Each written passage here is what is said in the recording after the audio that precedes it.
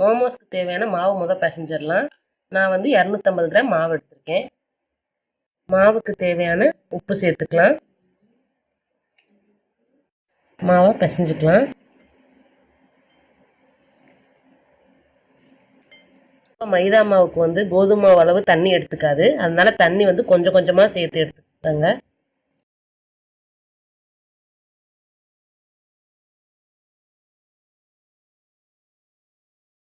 மாவு பிசைஞ்சாச்சு. இது ஒரு 10 நிமிஷம் ஊறட்டும்.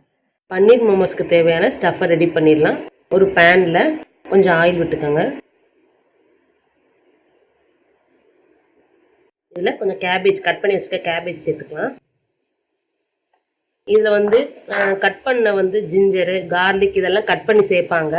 நான் வந்து அப்படி சேர்க்காம ஜிஞ்சர் கார்லிக் பேஸ்ட் யூஸ் பண்ணிக்க போகிறேன். அதனால் எடுத்தோன்னையும் போட்டால் பிடிக்கும் அப்படிங்கிறனால முதல் கேபேஜை போட்டு கொஞ்சம் வதக்கிட்டு அதுக்கப்புறம் ஜிஞ்சர் கார்லிக் பேஸ்ட் சேர்த்துக்கலாம்.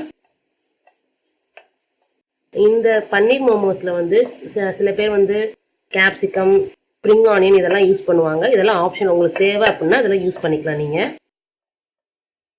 கேபேஜ் லைட்டாக வதங்கினதுக்கப்புறம் நம்ம ஜிஞ்சர் கார்லிக் பேஸ்ட் சேர்த்துக்கலாம். ஜிஞ்சர் கார்லிக் பேஸ்ட் பச்சை வாசனை போனதுக்கப்புறம் நான் 200 கிராம் பன்னீர் எடுத்திருக்கேன், அதை சேர்த்துக்கலாம்.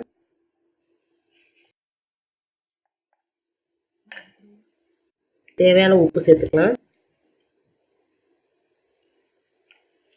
1/2 டீஸ்பூன் பெப்பர் சேர்த்துக்கலாம். 1/2 டீஸ்பூன் கரம் மசாலா போட்டுக்கலாம்.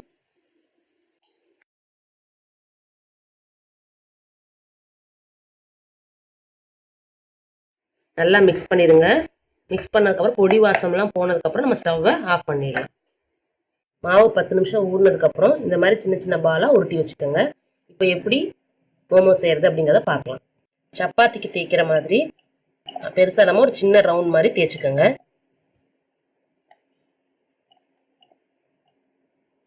இந்த சைஸ்க்கு தேய்ச்சி வச்சுக்கோங்க. நம்ம ப்ரிப்பேர் பண்ண ஸ்டஃப்பை வந்து சென்டரில் வச்சுட்டு நம்ம சேலை மடிப்போம் பார்த்தீங்களா, அந்த மாதிரி மடிச்சுட்டே வாங்க.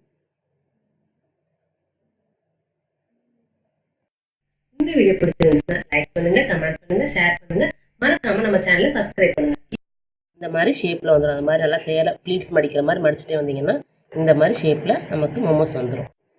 ஒரு ஸ்ட்ரீமரில் நம்ம வந்து ப்ரிப்பேர் பண்ணி வச்சுருக்க மோமோஸை இதில் வச்சு ஒரு 15 மினிட்ஸ் வந்து குக் பண்ணி எடுத்தோம்னா ரெடி ஆகிடும். இதை ஒரு 15 மினிட்ஸ் குக் பண்ணோம்னா மோமோஸ் ரெடி ஆகிடும். அவ்வளோதான், பன்னீர் மோமோஸ் ரெடி ஆயிடுச்சு. இது ரொம்ப ஈஸி தான். நீங்கள் உங்கள் வீட்டில் ட்ரை பண்ணி பாருங்கள். எப்படி வந்துச்சு அப்படிங்கிறத எனக்கு கமெண்ட் செக்ஷனில் சொல்லுங்கள். இதே மாதிரி ஒரு இன்ட்ரெஸ்டிங்கான வீடியோவில் நான் உங்களை பார்க்குறேன்.